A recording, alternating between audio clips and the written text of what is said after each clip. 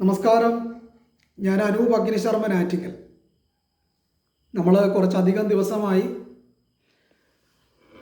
ഒരു വീഡിയോ ചെയ്തിട്ട് കുറച്ച് തിരക്കും കാര്യങ്ങളൊക്കെ ആയിട്ട് പോയി. മേഡം 10-ാം തീയതി നമ്മുടെ അസ്ട്രോ റിസർച്ച് സെൻറ്ററിൻ്റെ കല്ലിടിയിൽ ചടങ്ങ് ആരംഭിച്ചിരിക്കുകയാണ്. അപ്പോൾ അതിൻ്റെ പണിയും കാര്യങ്ങളൊക്കെ നടക്കുന്നു. അങ്ങനെ കുറച്ച് തിരക്ക്. ഏതാണ്ട് 2027 പകുതിയോടുകൂടി നമ്മുടെ സ്ഥാപനം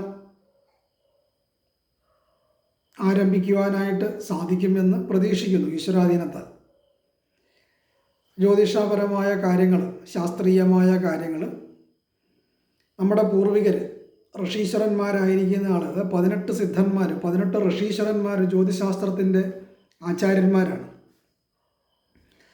അതിൽ അവർ എഴുതി വെച്ച നിയമങ്ങൾ, ഒരുപാട് കാര്യങ്ങൾ നമ്മളിൽ നിന്ന് നഷ്ടപ്പെട്ടു പോയി.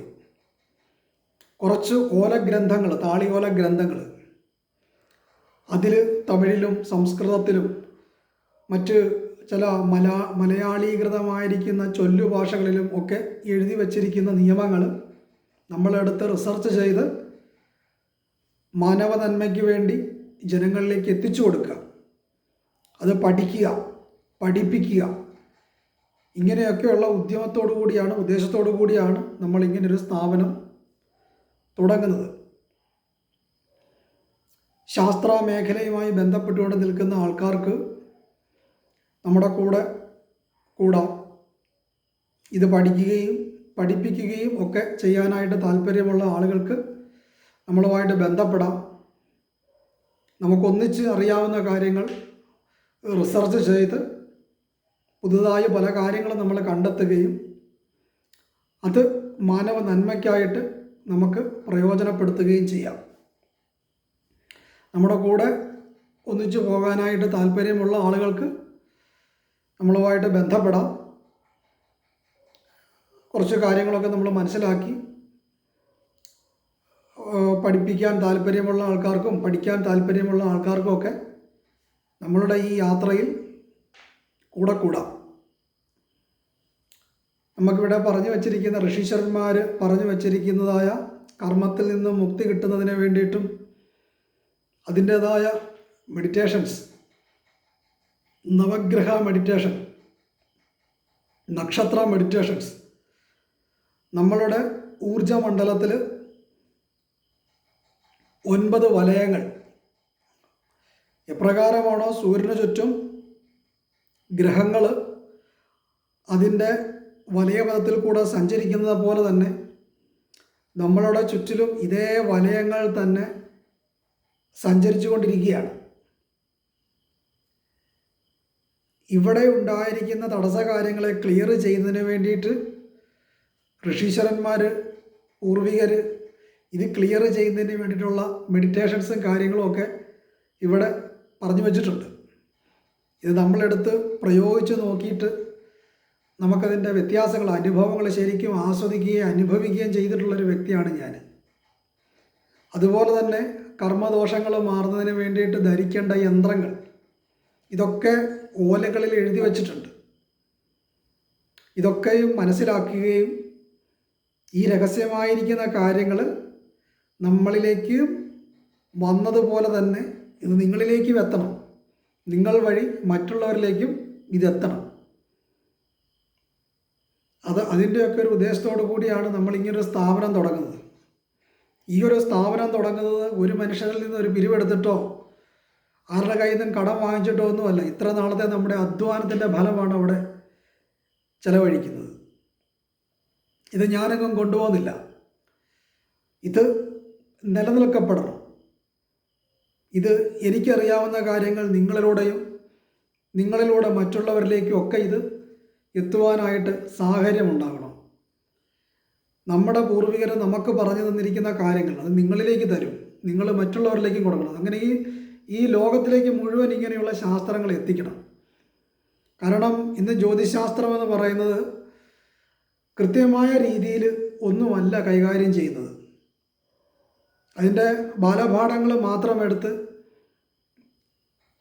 കുറച്ച് കാര്യങ്ങൾ മാത്രം എടുത്തിട്ടാണ് അതുകൊണ്ട് പോകുക. അതിൽ നിന്ന് മുന്നോട്ട് പോകാനായിട്ട് ആരും ശ്രമിക്കുന്നില്ല. ഒരു സ്ഥലത്ത് നിൽക്കുന്നുണ്ടെങ്കിൽ അത് മാത്രത്തെ പിടിച്ച് നിൽക്കുകയാണ്, അങ്ങോട്ടുമില്ല ഇങ്ങോട്ടുമില്ല എന്നുള്ള നിലയിൽ. അതല്ല, ജ്യോതിശാസ്ത്രം എന്ന് പറയുന്നത് വലിയൊരു കടലാണ്. നമ്മൾ എത്ര പഠിച്ചാലും എത്ര നീന്തിയാലും തീരാത്തത്ര ശാസ്ത്രമാണ് ജ്യോതിശാസ്ത്രം. ഒരു പക്ഷി ആകാശത്തേക്ക് പറക്കുമ്പോൾ, അതായത് അറിവില്ലാത്ത ഒരു പക്ഷി മുകളിലോട്ട് നോക്കുമ്പോഴേക്കും മുകളിൽ ആകാശമാണ് എന്ന് കരുതിക്കൊണ്ട് ചിറകടിക്കുക. അതാണ് ഉപാഭ്യാമേവ പക്ഷാഭ്യാം യഥാഖ്യേ പക്ഷിണാംഗതി തഥൈവ ജ്ഞാനകർമാഭ്യാം ജായതേ പരമം പദം. ഒരു പക്ഷി അറിവില്ലായ്മ കൊണ്ട് ആകാശമാണ് എന്ന് കരുതി മുകളിലോട്ട് പറക്കും. ചിറക് കുഴഞ്ഞു കഴിയുമ്പോൾ ഏതെങ്കിലും മരച്ചില്ലകളിൽ പോയിരിക്കും. പിന്നെയും മുകളിലോട്ട് നോക്കുമ്പോൾ മരച്ചില്ലകത്തിൻ്റെ ഇടയിലൂടെ പിന്നെയും ആകാശം കാണും. ആകാശമാണെന്ന് കരുതി വീണ്ടും പറക്കും. ചിറക് കുഴഞ്ഞു കഴിയുമ്പോൾ ഏതെങ്കിലും മരത്തിൻ്റെ ചില്ലയിൽ പോയിരിക്കും. അപ്പോഴാണ് ബോധ്യമാകുക ഈ ശാസ്ത്രമെന്ന് പറയുന്നത് നമ്മൾ ഈ കാണുമ്പോൾ മരത്തിൻ്റെ ഇടയിലൂടെ കാണുന്ന ആകാശം പോലെയാണ് ഈ ഒരു ശാസ്ത്രത്തിൻ്റെ വ്യാപ്തി. നമ്മൾ കടക്കും തോറും മനസ്സിലാവും ഇതിൻ്റെ വ്യാപ്തി വീണ്ടും വീണ്ടും വളരെ കൂടുതലാണ്. അപ്പോൾ നമുക്ക് മനസ്സിലാക്കും നമ്മൾ പഠിച്ച കാര്യങ്ങളൊക്കെ വെറും തുച്ഛമായ കാര്യം, ഒന്നും പഠിച്ചിട്ടില്ല എന്ന് മനസ്സിലാക്കും.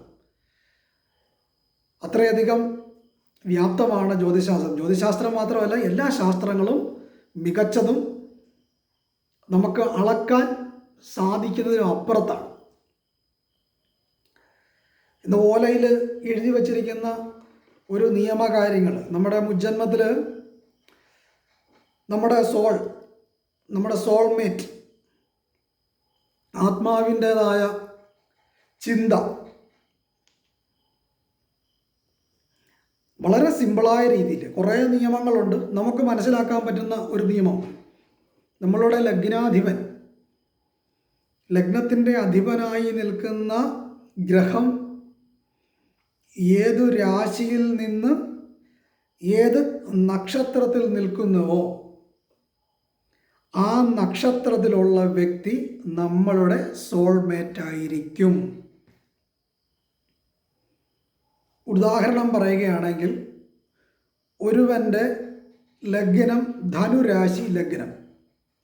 അപ്പോൾ ധനുരാശി ലഗ്നമാകുമ്പോൾ ലഗ്നാധിപനായിരിക്കുന്ന ഗ്രഹമാരാണ് വ്യാഴം. ആ വ്യാഴം പോയി നിൽക്കുന്നത് മേടം രാശിയിലാണെന്ന് വിചാരിക്കുക. ആ മേടം രാശിയിൽ ഏതൊക്കെ നക്ഷത്രങ്ങളാണ് സ്ഥിതി ചെയ്യുന്നത്?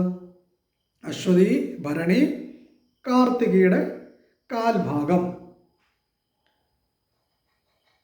അപ്പോൾ ഈ വ്യാഴം ഒന്നുകിൽ അശ്വതി നക്ഷത്രത്തിലായിരിക്കും നിൽക്കുക, ഭരണി നക്ഷത്രത്തിലായിരിക്കും നിൽക്കുക, അല്ല കാർത്തിക നക്ഷത്രത്തിലായിരിക്കും നിൽക്കുക.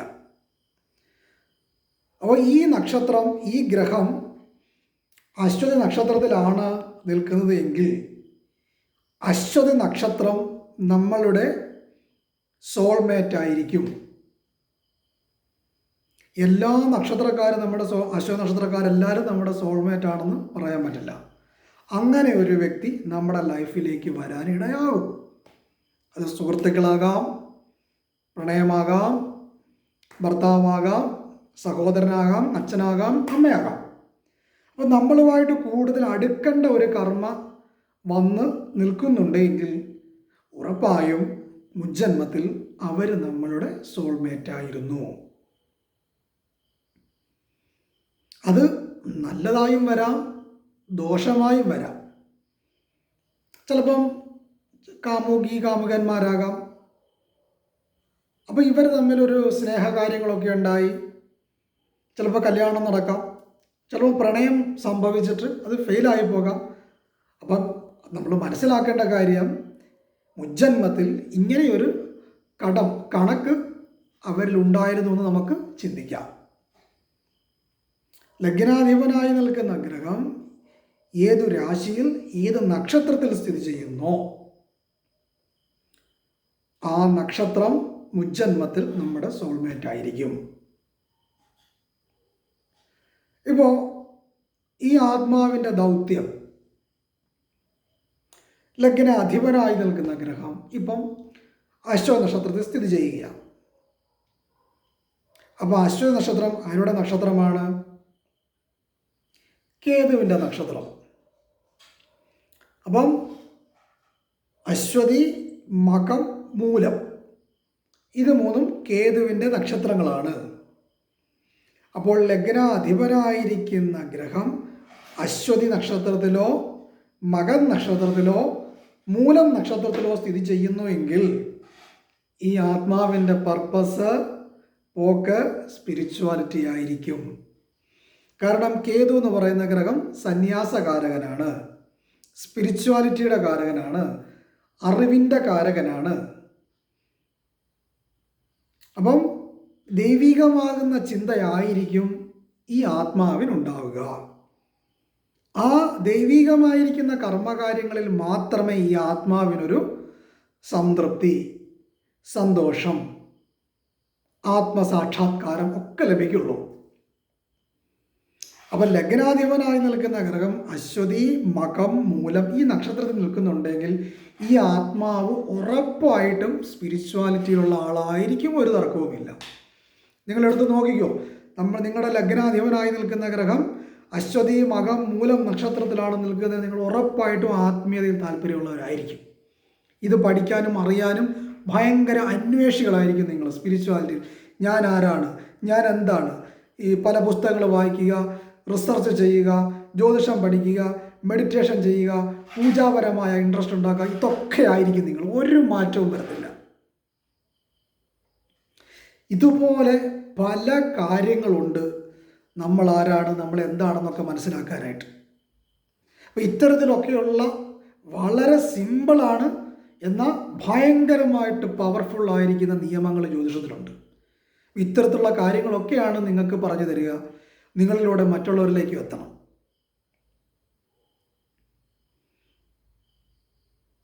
അപ്പോൾ ഈ മേഖലയിലോട്ടൊക്കെ പോകാനും നമ്മളുമായിട്ട് ബന്ധപ്പെട്ട് പോകാനും താല്പര്യമുള്ള ആൾക്കാർക്കൊക്കെ നമുക്ക് നമ്മളെ കോണ്ടാക്ട് ചെയ്യാം.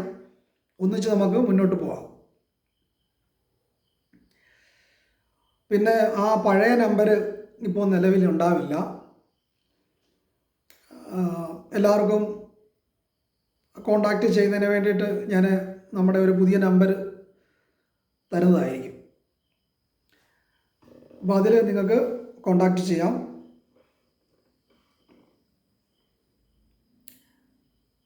മറ്റ് വിശേഷങ്ങളുമായിട്ട് നമുക്ക് വേറൊരു വീഡിയോയിൽ കാണാം. തൽക്കാലത്തേക്ക് നിർത്തുന്നു. നന്ദി, നമസ്കാരം.